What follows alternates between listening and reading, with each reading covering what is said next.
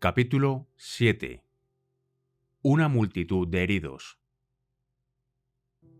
La guerra es un juego que se practica con una sonrisa. Si no es natural, que sea forzada. El que no sea capaz ni de sonreír forzadamente, que se aparte del camino hasta que aprenda. Winston Churchill.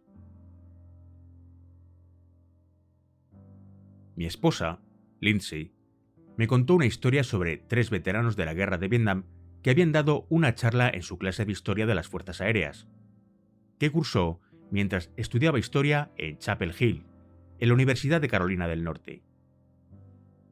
Durante 45 minutos contaron todo lo que podían recordar sobre los años de soldado en Nam y se ganaron la atención de un público de 200 estudiantes de entre 19 y 20 años. Vi cosas terribles, recordaba uno de aquellos veteranos. Pero cuando salía el sol y veía a aquellas vietnamitas caminar entre los campos de arroz, mujeres diminutas de las que solo se distinguían los sombreros, que parecían deslizarse sobre el arroz, eso es lo más bonito que yo he visto nunca. Bonito de verdad, os lo juro. En Ramadi, yo no tuve momentos hermosos. Se lo dije a Lindsay, y ella sintió y me dirigió una sonrisa triste. Bien, añadió luego. ¿Qué quieres decir? La forma en que nos lo dijo, me aclaró con la voz rota por la emoción, es lo más triste que he oído nunca. Campamento Ramadi. Primeros días de mayo de 2006. Estaba comiendo en la cantina de Campamento Ramadi cuando un sanitario del ejército entró gritando con tono urgente. ¡Necesitamos gente para portar camillas! ¡Están llegando vehículos! ¡Triple IED! ¡Hay muchos heridos! Miré a Johnny, Guy y los demás SEAL sentados a la mesa.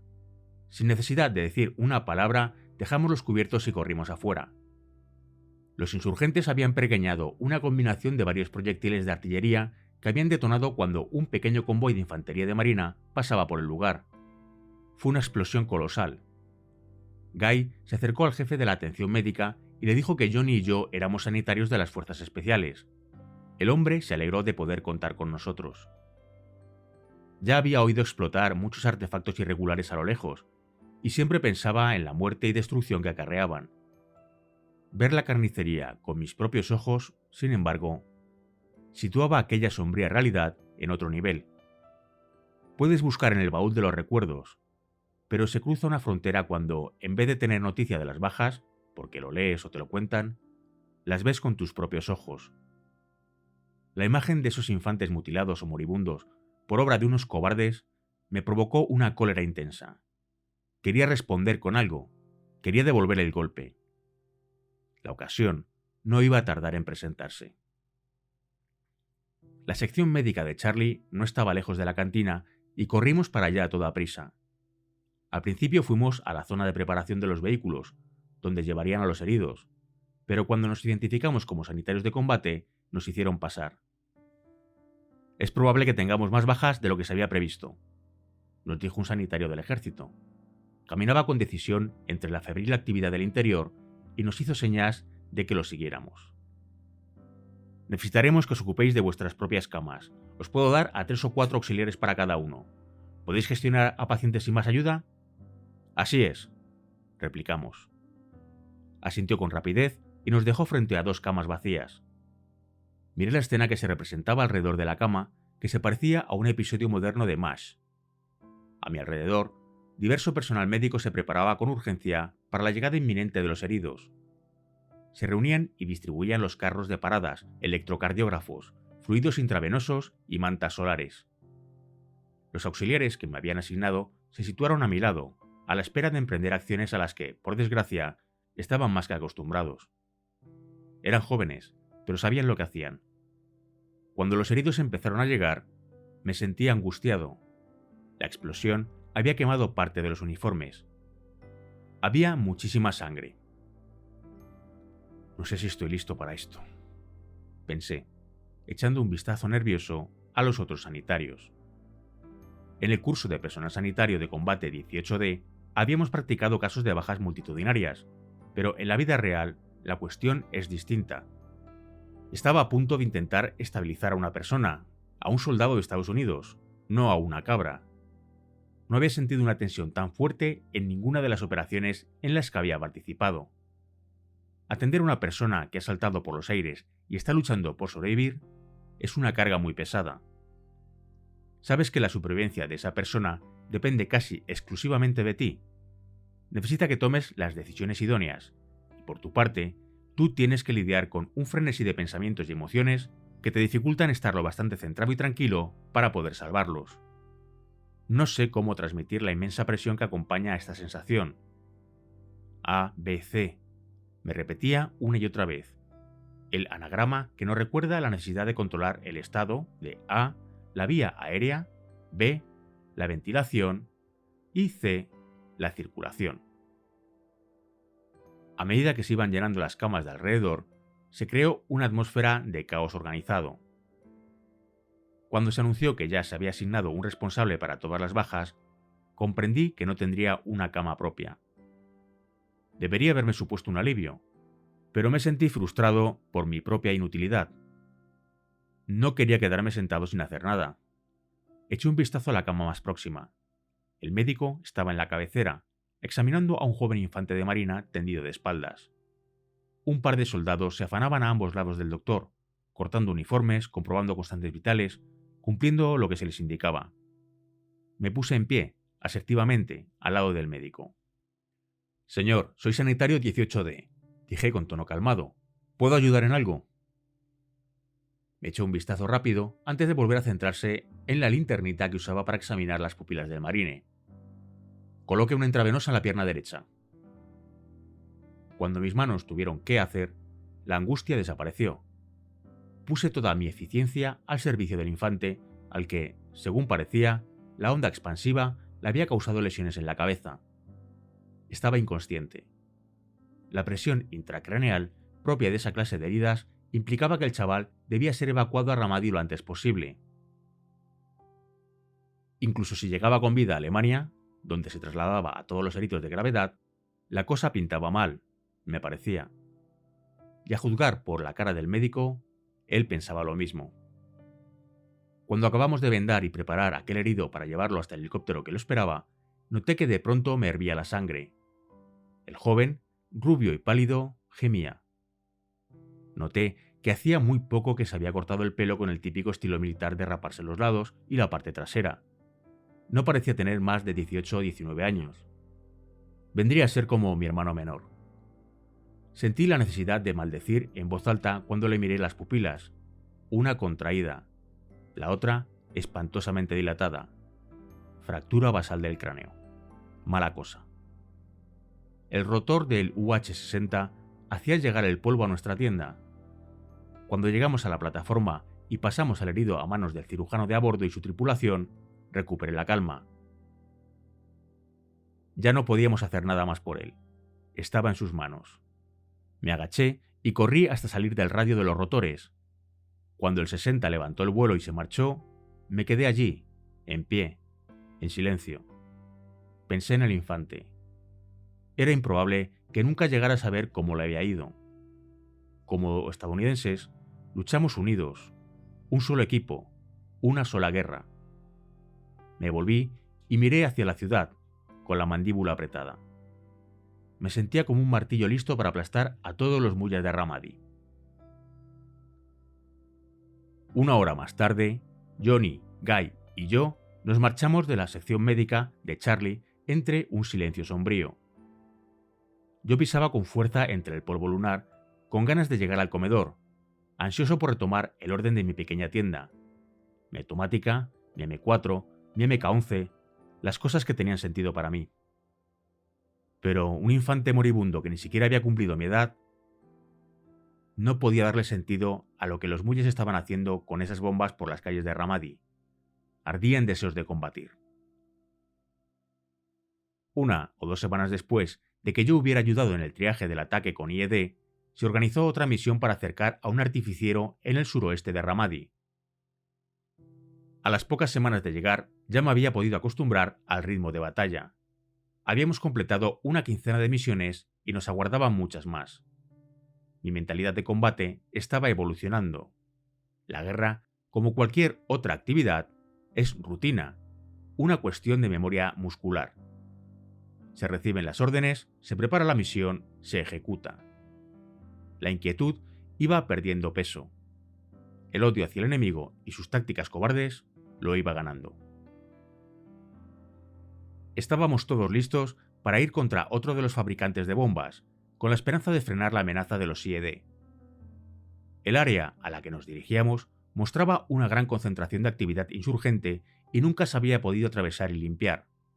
Nuestro objetivo era un complejo de edificios con varias casas que debíamos despejar una por una. De nuevo, la misión se realizaría de madrugada. Casi siempre aprovechábamos la cobertura de la oscuridad. Gracias a los medios de visión nocturna, éramos los amos de la noche. Por el contrario, salvo cuando instalaban las bombas, los muyas actuaban de día, cuando se podían mezclar con la población iraquí del lugar. Salimos más tarde de lo habitual, hacia las 3 de la madrugada, lo que suponía que a las pocas horas habría salido el sol. Las misiones de acción directa solían iniciarse no más tarde de las 2 de la noche, para poder regresar antes de que amaneciera. Sumando la sección SEAL al completo y una docena de yundíes, éramos cerca de 30 hombres. Tardamos unos 45 minutos en llegar a nuestro destino. Como de costumbre, con los vehículos establecimos una posición de seguridad en torno del complejo y nos dirigimos hacia el objetivo patrullando a pie. Las calles eran estrechas, con cables colgados a baja altura por todas partes. Solo estábamos en mayo, pero la temperatura nocturna ya rondaba los 35 grados. Según era habitual, la humedad empañaba mis lentes protectoras y empezó a joderme la visión a través de las gafas nocturnas, así que decidí guardar la Oakley en un bolsillo de la pernera. Chris Kyle encabezaba la patrulla. Chris había llegado a Irak un par de semanas después que el contingente principal y se había perdido el avance a Corregidor. Era bueno volver a contar con su liderazgo. Llegamos al primer objetivo, aseguramos la puerta de acceso al edificio y llamamos al breacher. Bob se acercó, adosó una banda explosiva a la puerta y nos indicó que nos alejáramos hasta la distancia de seguridad. Cuando Bob la detonó, la explosión ensordecedora fue nuestra señal de entrar en acción. El ruido y la confusión propios de las explosiones te ofrecen una ventaja táctica. Todos los que puedan hallarse en el interior quedan temporalmente aturdidos, mientras nosotros entramos con una acción violenta extrema. El polvo y los escombros llenaban el aire por el que avanzábamos. Cruzamos la puerta según los protocolos y despejamos todo el edificio sin encontrar nada de resistencia. Dejamos allí algunos yundíes para que hicieran quedarse en la casa las mujeres y los niños y realizaran la fase de la SSE, explotación de lugares sensibles. Básicamente, inspeccionar el lugar en busca de toda la información posible. Y pasamos a la segunda casa. El proceso se repitió. Llamamos a los yundíes para que se encargaran de la investigación y seguimos adelante. En la tercera casa nos aguardaba una sorpresa. Era una estructura vallada con mucho menos espacio para moverse que en los edificios anteriores. Ya llevábamos varias horas actuando con el nivel de intensidad que aplicábamos siempre, y con las primeras luces del amanecer anunciándose, yo mismo notaba que estaba bajando un poco el ritmo. Nos agrupamos, abrimos la brecha y entramos. El edificio tenía 2 plantas y las despejamos por entero sin encontrar nada. Solo faltaba examinar el terrado. Nos imaginábamos que los muyas nos habían oído asaltar las otras casas y estaban escondidos en el tejado, a la espera de que apareciéramos. Yo pensaba que nos toparíamos con una horda de insurgentes ansiosos por morir como mártires en el último acto de resistencia sobre aquel tejado. Vamos allá, pensé con la mandíbula apretada. Quien sea que encontremos allá sabe que venimos y está listo para el enfrentamiento. El corazón me latía a toda prisa y yo notaba la descarga de adrenalina. Recibí la señal de Jeremy y se la pasé a Bob. Estaba listo para el infierno que nos esperaba al otro lado de la puerta. Nos dispersamos por el tejado como vikingos furiosos, listos para degollar a quien se cruzara con nosotros. Cabras. Toda la azotea estaba repleta de cabras. un rebaño de animales blancos y grises deambulaba y balaba perezosamente, casi como si se burlaran de nosotros, como si los insurgentes hubieran querido tomarnos el pelo. «¿Pero qué coño?», exclamó Jeremy. «¿Esto es una broma o qué?», dije yo. «Bueno, ahí tenemos algo que no se ve todos los días», dijo Bob.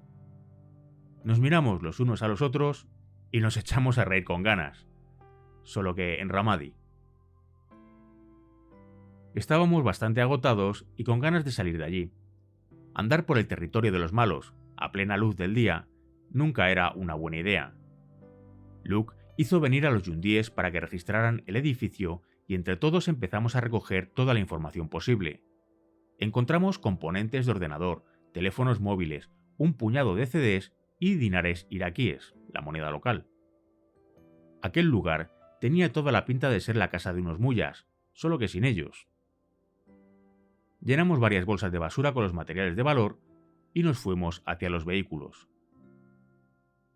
Lancé una de las bolsas a la trasera del Big Zip y estaba a punto de subir yo mismo cuando oí, a lo lejos, el ruido de un motor diésel y un chirrido de neumáticos. Solté la mano con la que me agarraba al Big Zip, cogí el arma y me volví hacia el ruido. Un autobús urbano giraba a toda velocidad por una esquina. En nuestras radios sonó la alarma. Autobús Mulla, 4 en punto!». Nos acometía como un toro enfurecido. No puede ser verdad, pensé. Joder, esa banda la va a palmar en nada. Ahí estábamos, algunos de los combatientes mejor preparados y equipados del mundo, y nos perseguía un puñado de mullas que simplemente habían copiado una escena de Speed. Sacudí la cabeza para olvidar lo absurdo del momento y, sin perder la calma, apoyé en el hombro la M4. El autobús se detuvo ruidosamente a unos 200 metros de nosotros, y varios mullas salieron en tropel y corrieron hacia nosotros con AK-47 y lanzacohetes. Su táctica era nula, pero tenían material. «¡Agachad la cabeza! ¡Agachad la cabeza!», gritó Guy desde detrás de la 50 de la torreta del Big Zip. Como a menudo le tocaba enredarse en las cosas del centro de operaciones tácticas, Guy no vacilaba y aprovechaba toda ocasión de continuar con su guerra. Todos nos agazapamos mientras él dirigía el cañón contra el autobús y abría fuego brutalmente, soltando un torrente ensordecedor de metal ardiente a escasa distancia de nuestra cabeza. Cuando estás detrás de la 50, el ritmo de las explosiones, chac, chac, chac, es muy intenso, pero los decibelios aún resultan tolerables. Si te encuentras 1 metro por debajo o por delante, la historia es completamente distinta. La explosión de aquellas balas del tamaño de un pulgar te deja conmocionado. Salen del cañón a una velocidad inicial de 400 metros por segundo, con lo que la cabeza te vibra como si alguien golpeara una sartén contra otra con tu cráneo por en medio. Decir que la sensación es desagradable es quedarse muy corto. Todos nos quedamos agachados y nos arrastramos fuera de la línea de fuego de Guy y los saltos laterales del Big Zip para unirnos al tiroteo. La única orden había sido la de «Autobús Mulla», y no necesitábamos saber nada más. Nada más saberlo, reaccionamos. Instintivamente nos desplegamos en abanico y atacamos. Todo era demasiado absurdo como para razonar al respecto mientras ocurría. Me recordó aquella escena de la Guerra de las Galaxias en la que Han Solo, en la Estrella de la Muerte, emprende una carga kamikaze contra unos pocos soldados de asalto y, al girar una esquina, se topa con una horda de enemigos ansiosos por cargárselo. La diferencia principal entre esa escena y la nuestra era que los Stormtroopers imperiales no acertarían el blanco ni contra una diana del tamaño del Madison Square Garden. Los SEAL, por otro lado, no son tropas de asalto imperiales, y contra un autobús no fallaban ni siquiera mis Yundíes.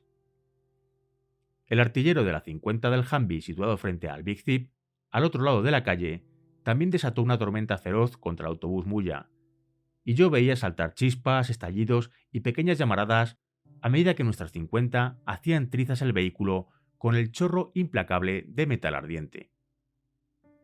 Los que salieron del autobús tampoco llegaron muy lejos. Me imagino qué debió ser para los Muyas venir contra nosotros cagando leches, todos puestos con sus cánticos de Alas grande, preparados para sorprender y matar a unos cuantos estadounidenses, solo para encontrarse de frente con una sección de SEAL armados hasta los dientes y listos para saldar cuentas con una exhibición asombrosa de la superioridad de nuestro armamento. Por fin, podíamos dejar salir toda la agresividad acumulada. Por una vez, había un combate cara a cara. Un combate increíblemente desequilibrado, pero al menos era un combate. Todos nosotros vertimos el odio contra aquel autobús y el puñado de insurgentes que habían logrado salir justo a tiempo para recibir una lluvia de balas y caer como un montón de carne ensangrentada. Disparé contra el autobús, contra los insurgentes y contra cualquier cosa hostil que venía de aquel vehículo letal, pero condenado. En mi país existe un dicho para hablar de algo ridículamente fácil. Es como disparar contra los peces de un tonel. Ahora, había visto aquel dicho hecho realidad casi literalmente. La descarga duró unos 2 minutos y, al acabar, había cristales rotos y una carnicería alrededor y dentro del autobús humeante, que ahora se asemejaba más bien a una esponja por los cientos de agujeros abiertos en la carrocería. Desde la radio llegó la orden de alto el fuego y todos nos quedamos allí quietos por un momento, a la espera de si algo se movía. Nada se movió.